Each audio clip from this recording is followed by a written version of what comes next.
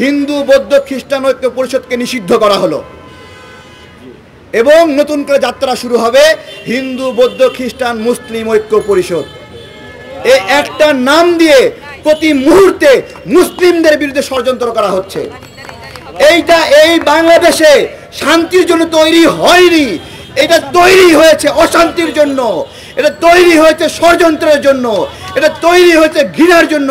তাই আজকে থেকে হিন্দু বৌদ্ধ খ্রিস্টান ঐক্য পরিষদকে নিষিদ্ধ করা হোক এবং হিন্দু বৌদ্ধ খ্রিস্টান ঐক্য মুসলিম ঐক্য পরিষদকে যাত্রা শুরু করা হোক।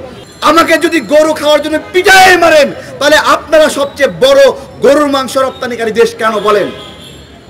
একদিকে মা মা ডাকছেন, আরেকদিকে মাকে ছুরির নিচে ফালাই দিয়ে কাইটা কাইটা ডলার ইনকাম করতেছেন। এইটা আপনার মা প্রেম বলেন? আমরা কি একটা কথা বিশ্বাস করি, আমাদের সার্বভৌমত্বের সংকট অথবা সম্প্রীতি বিনষ্টের একমাত্র কারণ আমাদের পার্শ্ববর্তী দেশ ভারত? এটাকে আমরা বিশ্বাস করি? আমরা কি বিশ্বাস করি যে আমাদের সুখ হইলে, আমরা ভালো থাকলে তাদের অসুখ শুরু হয়? এটাকে বিশ্বাস করি যে আমরা ভালো থাকলে ওদের অসুখ শুরু হয়? আমি ডক্টর ইউনূস স্যারকে বলবো, আপনি ভারতকে গণায় ধরবেন না। গণায় ধরলেই গণা, গণায় না ধরলেই গণায় ধরা না। আপনি গণায় ধরলেই চাকর আর গণায় না ধরলেই রাজা। এই সহজ বিষয়। আমাদের বাংলাদেশকে সব সময় ধর্মনিরপেক্ষ বানানোর চেষ্টা করেছে। একটা দেশের ৮০% মানুষ মুসলিম, অথচ জোর কইরা ধর্মনিরপেক্ষ বানানোর চেষ্টা করা হয়। আপনি ধর্মনিরপেক্ষ না বলে ধর্ম সহিষ্ণুতা বলেন, যে আমরা সব ধর্মকে সহ্য করি, সব ধর্মকে মানি এবং সব ধর্ম পাশাপাশি অবস্থান করি, কিন্তু সেটা না করে বলতেছে ধর্মনিরপেক্ষ। মানে যারা যারা বিভিন্ন ধর্মের কমিউনিটির অংশ আছেন, নিজের বর্ণ ছেড়ে দেন, নিজের বর্ণ ছেড়ে জয় বাংলা বর্ণ ধরেন। এই তো, এটাই তো, তাই না? আছে অসাম্প্রদায়িক বাংলাদেশ। অসাম্প্রদায়িক শব্দটার মধ্য দিয়ে বাংলাদেশের সকল সম্প্রদায়কে অস্বীকার করা হয়, অস্বীকার করা হয়। অসাম্প্রদায়িক কি আবার বলতে হবে? সাম্প্রদায়িক সম্প্রীতির বাংলাদেশ। এই শব্দগত তত্ত্ব এবং ধ্যান দিয়ে আমাদেরকে ভুল পথে পরিচালিত করা হয়েছে। এবং হিন্দু মুসলিম খ্রিস্টান বৌদ্ধ যখনই বিবাদ লাগে, তখন সেই আলোচনাগুলোতে ধর্মের নামগুলো বলতে চায় না, বলতে চায় না। আমি বলি, ধর্মীয় সংঘাত কমাতে হলে ধর্মের নামগুলো স্পষ্ট করে বলতে হবে। যে চট্টগ্রামে যে হত্যাকাণ্ড ঘটেছে, সনাতনী ভাইদের নাম বলা হচ্ছে না। ওইখানে বলা হয় নাই যে ইসকনের সদস্যরা চলে আসো, এখানে আজকে দফা রফা করব। ওইখানে বলা হয়েছিল সনাতনীরা সবাই চলে আসেন, আজকে একটা দফা রফা হবে। শব্দ কি উচ্চারণ হয়েছে স্পষ্ট করে আপনি যদি ব্যাখ্যা না দেন তাহলে সমাধান হবে না। আপনি যদি সমাধান করতে চান, সমস্যাকে টেবিলে নিয়ে বসতে হবে। আপনি যদি হিন্দু ভাইয়ের সাথে সমস্যা সমাধান করতে চান, তাহলে হিন্দু বৌদ্ধ খ্রিস্টান ঐক্য পরিষদ এটা হবে না। শেষে গিয়ে লাগান, আমরা পিছনেই থাকতে চাই, কিন্তু রাখেন। আমাকে বাদ দিচ্ছেন কেন? আমাকে বাদ দিয়ে কি সম্প্রীতি আপনি নিশ্চিত করবেন? এটা সম্প্রীতি না। তাবলিগ জামাতের কথা বলতো যে মাসওয়ারার আগে মাসওয়ারা আর মাসওয়ারার পরে মাসওয়ারা, দুটোই ষড়যন্ত্র। তা আপনি যে আমাকে বাদ দিয়ে আগে একটা মিটিং করেন, পরে একটা মিটিং করেন, তার মানে কি? এই দুটাই আমার বিরুদ্ধে, দেশের জন্য ষড়যন্ত্র। রংপুরে হিন্দুদের 20টি বাড়ি পুড়িয়ে দেওয়া হয়েছে। এই ন্যায় বিচার ছাড়া সম্প্রীতি নিশ্চিত হবে না। ঠিক তেমনি ফরিদপুরে 2 জন মুসলিম নির্মাণ শ্রমিককে পিটিয়ে পিটিয়ে সনাতনীরা হত্যা করেছে।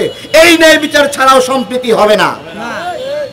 চট্টগ্রামে কুপিয়ে কুপিয়ে একজন মুসলিম নাগরিককে হত্যা করেছে, সেই বিচার ছাড়াও সম্প্রীতি হবে না। উগ্রতা কি? আমি একটু জোরে কথা বলি, এটাই উগ্রতা না? মামনুল হক হুজুর জোরে কথা বলে, এটাই উগ্রতা না? এটাই উগ্রতা না?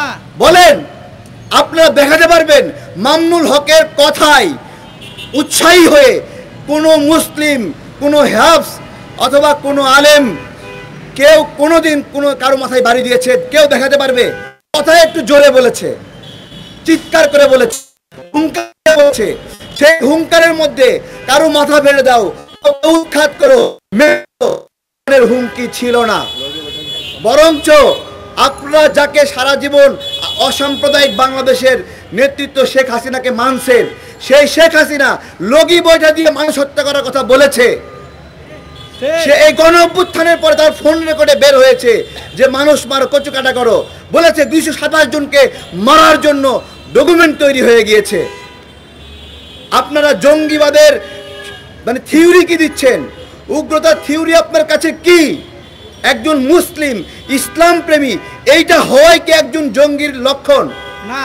এটা কি ধরনের উগ্রতা, কি ধরনের আপনার হলো শয়তানি যে একজন মানুষ বলছে নামাজ পড়ছে, প্রেম করছে না, বাড়িতে অশান্তি করে না, তাহলে তার মধ্যে জঙ্গির লক্ষণ দেখা গেছে।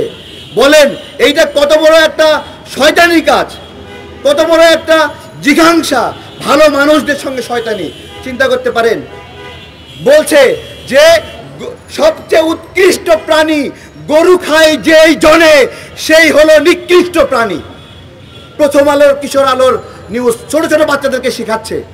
বলেন আমরা যদি এটা বলি এটা ঠিক না, এটা বইলেন না, এটা কি আমার উগ্রতা?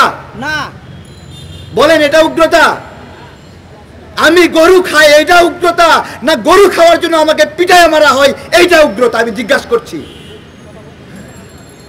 আমাকে যদি গরু খাওয়ার জন্য পিটায় মারেন তাহলে আপনারা সবচেয়ে বড় গরুর মাংস রপ্তানিকারী দেশ কেন বলেন? একদিকে মা মা ডাকছেন, আর একদিকে মাকে ছুরির নিচে ফালাই দিয়ে কাইটা কাইটা ডলার ইনকাম করতেছেন। এইটা আপনার মা প্রেম? বলেন প্রিয় ভাইয়েরা, সার্বভৌমত্ব আন্দোলনের আজকে যে সম্প্রীতি সমাবেশ, ছোট্ট কথা বলি, আজকে থেকে এখন থেকে এই প্রোগ্রামের যিনি আজকে সভাপতিত্ব করছেন, অনুরোধ করব সাংগঠনিকভাবে বলবেন হিন্দু বৌদ্ধ খ্রিস্টান ঐক্য পরিষদকে নিষিদ্ধ করা হলো এবং নতুন করে যাত্রা শুরু হবে হিন্দু বৌদ্ধ খ্রিস্টান মুসলিম ঐক্য পরিষদ। এই একটা নাম দিয়ে প্রতি মুহূর্তে মুসলিমদের বিরুদ্ধে ষড়যন্ত্র করা হচ্ছে। এইটা এই বাংলাদেশে শান্তির জন্য তৈরি হয়নি, এটা তৈরি হয়েছে অশান্তির জন্য, এটা তৈরি হয়েছে ষড়যন্ত্রের জন্য, এটা তৈরি হয়েছে ঘৃণার জন্য। তাই আজকে থেকে হিন্দু বৌদ্ধ খ্রিস্টান ঐক্য পরিষদকে নিষিদ্ধ করা হোক এবং হিন্দু বৌদ্ধ খ্রিস্টান ঐক্য মুসলিম ঐক্য পরিষদকে যাত্রা শুরু করা হোক। ধন্যবাদ সবাইকে। আসসালামু আলাইকুম।